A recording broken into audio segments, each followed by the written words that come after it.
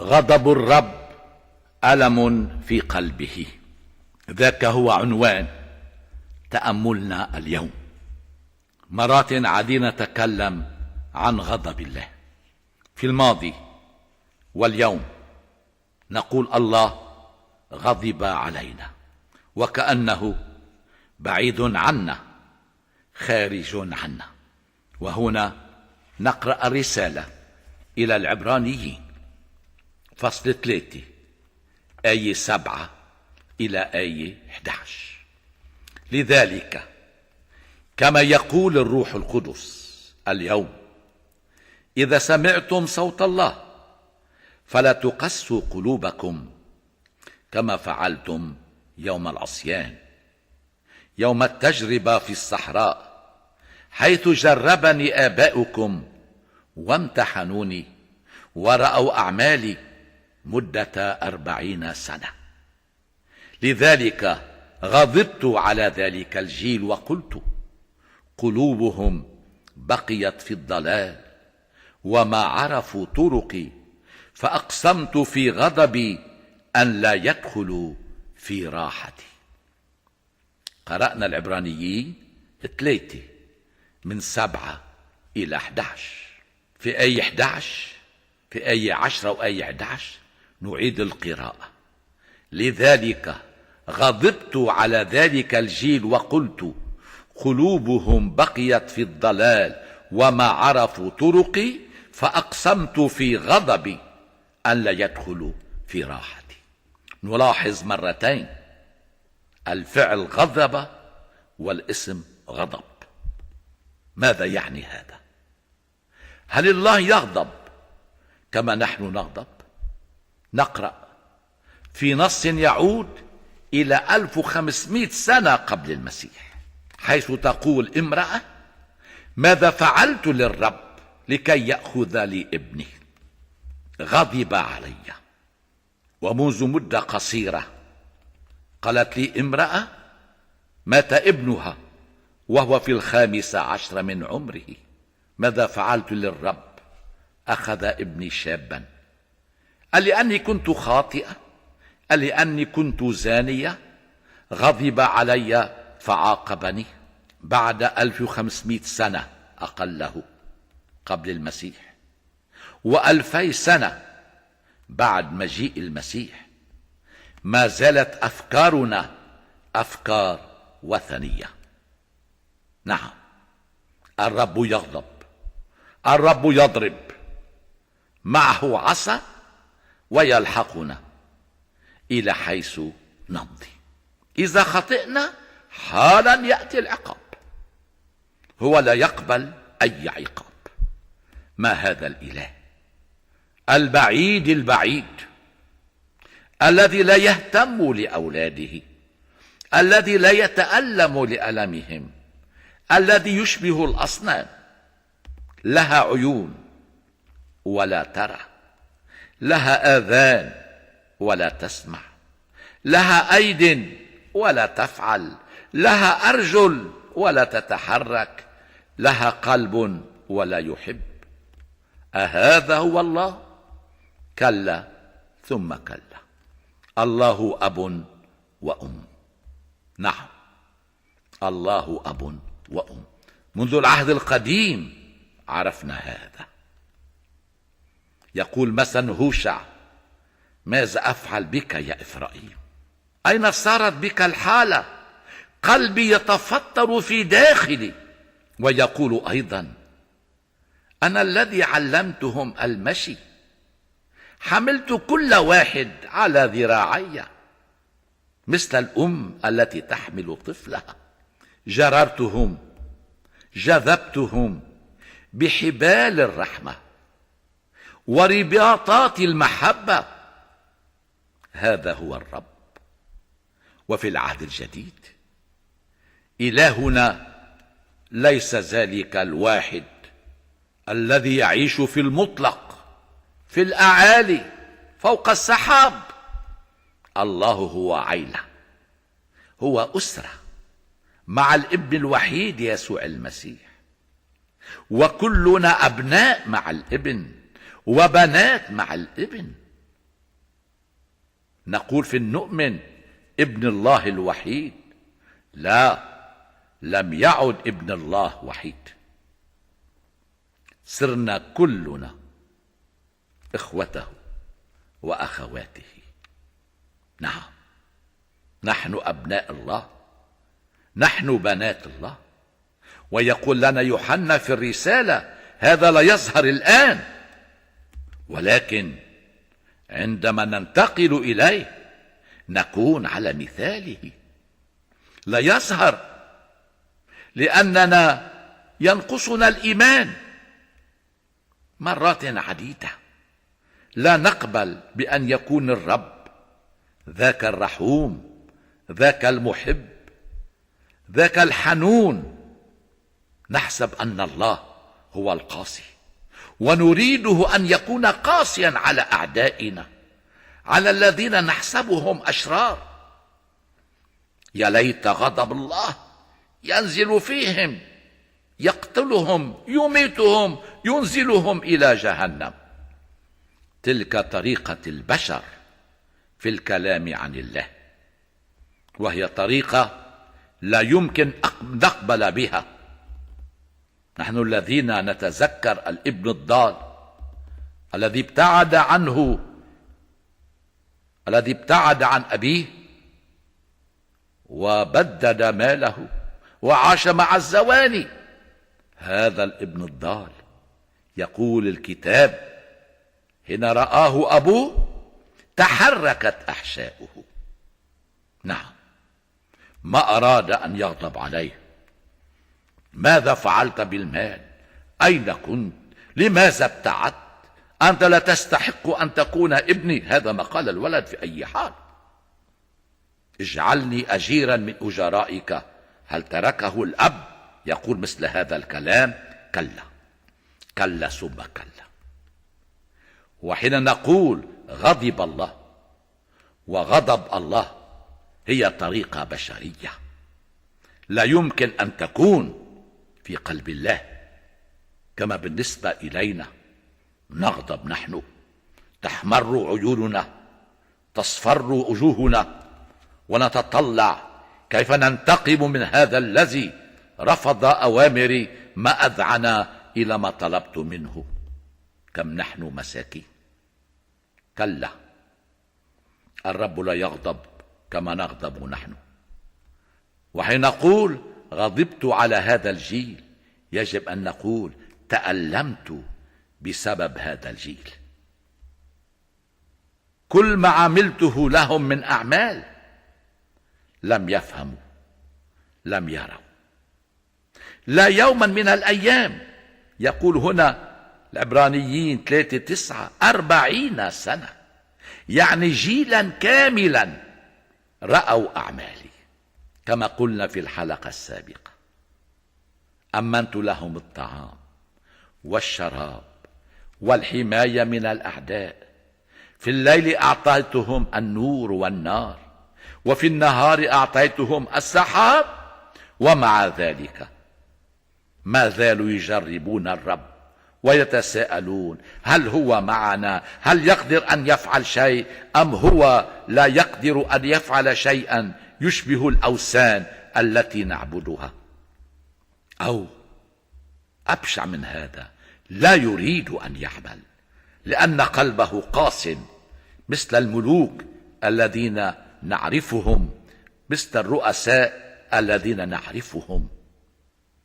كلا، الرب لا يغضب، مع أنه يقول قلوبهم بقيت في الضلال وما عرفوا طرقي. نحن نربط كل شيء بالله، لكن من أين يأتي الشر؟ من أين يأتي الموت؟ من أين تأتي الجراح؟ من البشر. نعم، من البشر. قلوبهم بقيت في الضلال، في الطريق القويمة والطريق الضالة. إذا رحنا في الطريق الضالة نمضي إلى الوادي. والشعب السائر في الصحراء إذا أخذ الطريق غير الطريق التي يقدمها الرب يتيه ويموت من العطش ومن الجوع. بقيت قلوبهم في الضلال وما عرفوا طرقي. نعم، أنا رسمت لهم الطريق، طريق الأبرار تقود إلى الحياة، وطريق الأشرار تقود إلى الهلاك. ذاك ما قاله المزمور الأول. لكن هنا نقرأ الكتاب نحسب أن الله هو الذي جعل شعبه يسير في الهلاك أو في الضلال. هي طريقة بشرية، فالرب يريدنا كلنا أن نمضي في طريقه، طريق الحياة، طريق السعادة، طريقة النمو، طريق المحبة، طريق التضامن. هذه هي الطريق التي يريدها الرب. ونتعجب من أين الموت؟ انظروا إلى الحروب. الحرب العالمية الأولى ربما 8 أو 10 ملايين، أما الحرب العالمية الثانية 60 مليون. من قام بالحرب؟ هل الرب أصل الحرب؟ هل الرب علم هتلر كيف ينطلق في الحرب؟ أو سائر الدول المحيطة بألمانيا؟ كلا. وحين نتكلم عن الغضب نحسب أن الله هو سبب الحرب، كما قيل في سفر الخروج: فرعون قسى قلبه، جعله قاسيا. فماذا قالوا؟ الله قسى قلب فرعون. لا، الله لا يقسي قلب أحد، هي طريقة بشرية. الرب يريدنا كلنا أبناء وبنات له. يقول يسوع: الذين خارج الحظيرة يجب أن آتي إليهم، فتكون الرعية واحدة حول راع واحد. وهنا نلاحظ قلوبهم بقيت في الضلال. القلب هو مركز الإرادة، مركز الاختيار. لم يقل الكتاب الله أبقى قلوبهم، كلا، قلوبهم هي بقيت، ما أرادت أن تأخذ طريقا أخرى. هذا ما ندعوه التوبة. التوبة تاب أو ثاب، عاد إلى رشده، بدل طريقه، بدل نظرته إلى الحياة، نظرته إلى الله. قلوبهم بقيت، اختارت أن تبقى في الضلال. والضلال هو كلمة مجردة، ولكنها تحمل التطبيقات العديدة. أضل في الخطيئة، أضل في المسكر، أضل في التخدير، أضل في السرقة والسلب والنهب، أضل في الزنا والفجور والفسق، أضل في ظلم الناس، في الكبرياء، في الحسد. طرق الضلال كثيرة ونحن نختار، ولكن كل هذه الطرق تقود إلى الهلاك، تقود إلى الموت. ونرى مرات عديدة هذا الشخص أو ذاك، نقول يا حرام هو مريض، اعتاد على الشرب، على السكر، اعتاد على المخدر، اعتاد على الزنا، الزنا العادي، أو الذكر مع الذكر والأنثى مع الأنثى، اعتاد.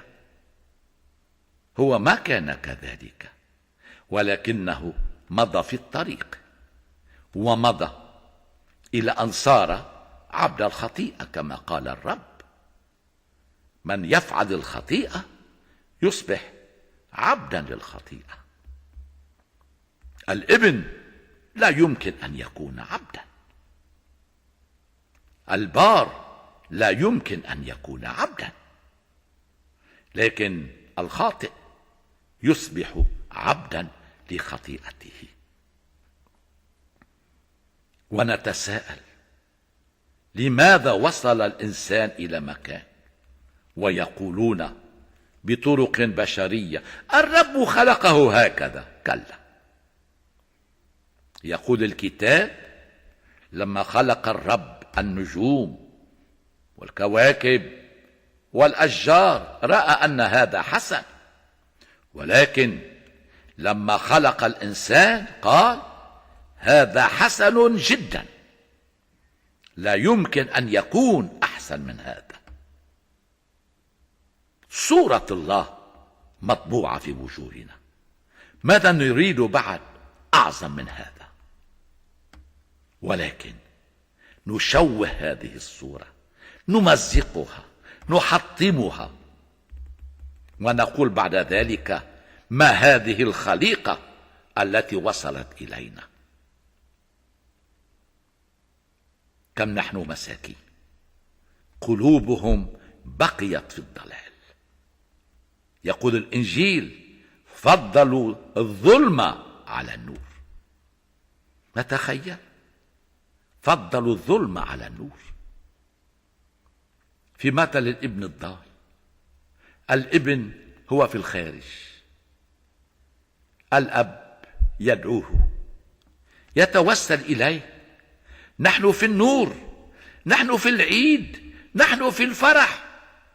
رفض أن يدخل، ما أراد النور بل الظلمة، ما أراد العيد بل أراد أن يعيش وحده،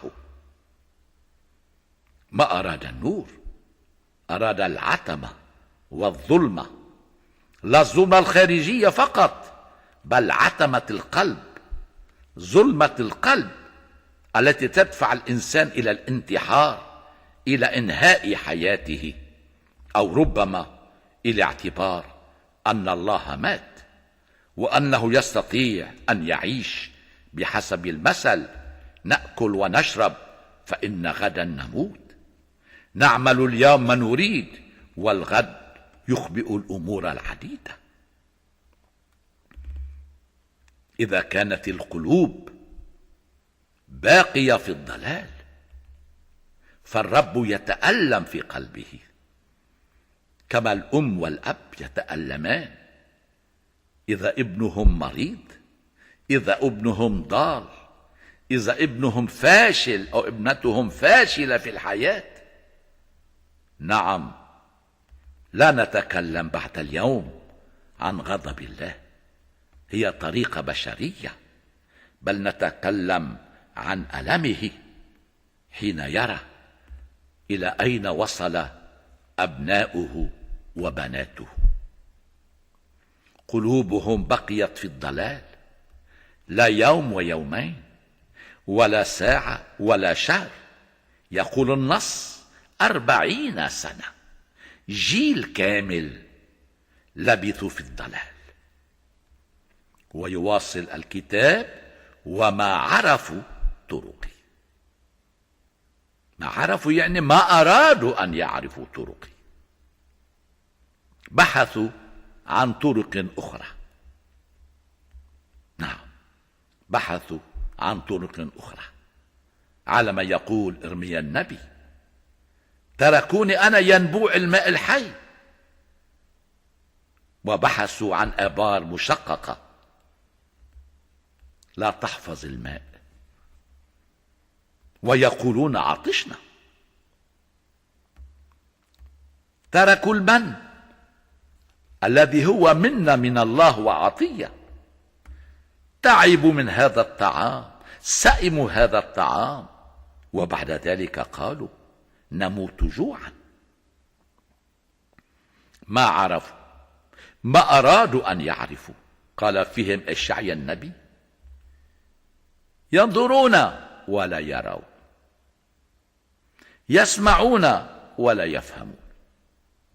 أبدا، غلظ قلب هذا الشعب، أغلقت آذانه، صار أعمى، ما عاد يرى ولا يريد أن يرى. مثل بعض الطيور التي لا تعيش إلا في الليل، البوم والخفاش وغيرها.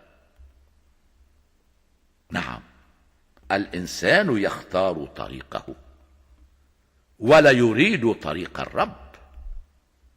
هذا ما ندعوه الخطيئة الأصلية، لا الخطيئة الأولى، الخطيئة التي هي في أصل كل الخطايا. نريد أن نكون الله. قالت الحية لآدم حين تأكلون من هذه الشجرة تصبحون آلهة. نعم، نريد أن نكون آلهة. الرب طريقه، يعطينا الرب طريقه، ولكن نحن لنا طريقنا. نعم، يقول لنا من هنا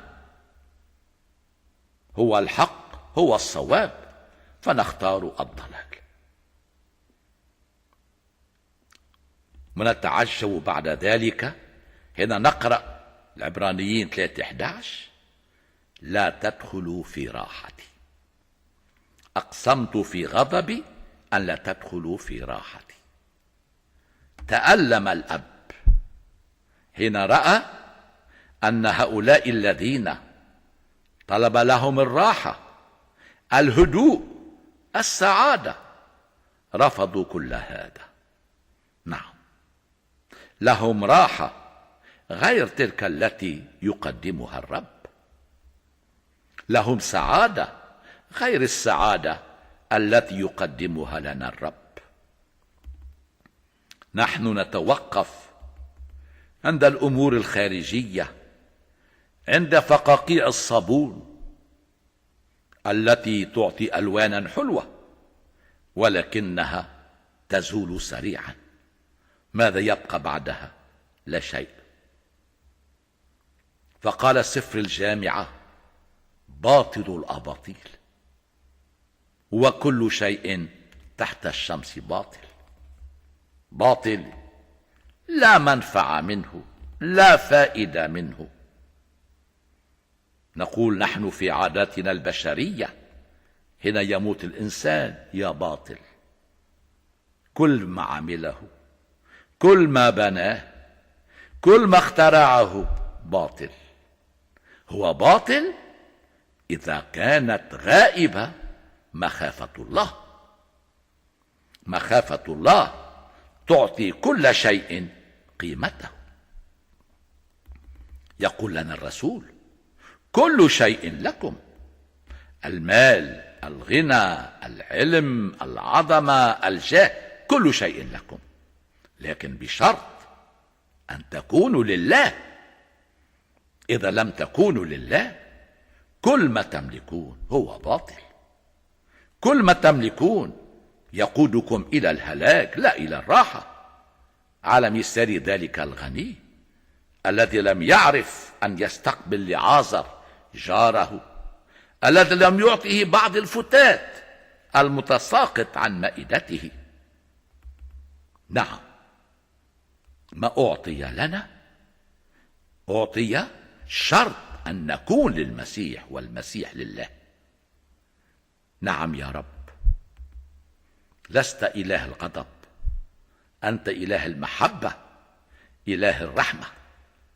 وعندما نضل فأنت أول من يتألم، وعندما نقع في الخطيئة على ما يقول الرسول أنت أول من تتألم، وعندما نكون مرضى أنت أول من تتألم.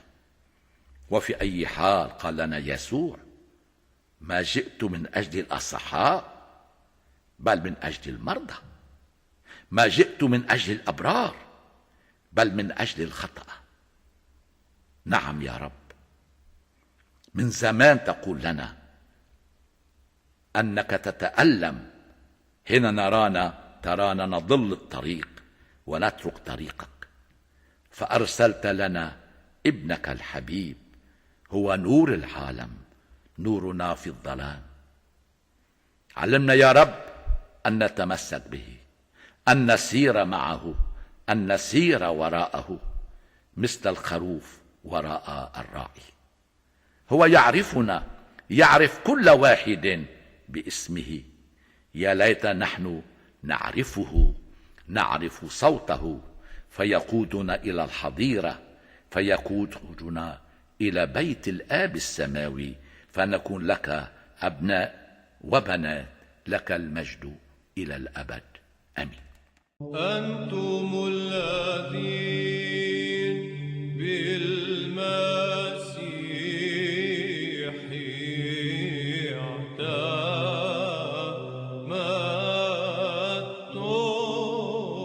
اعتمدتم. بسم الآب والابن والروح القدس الإله الواحد آمين.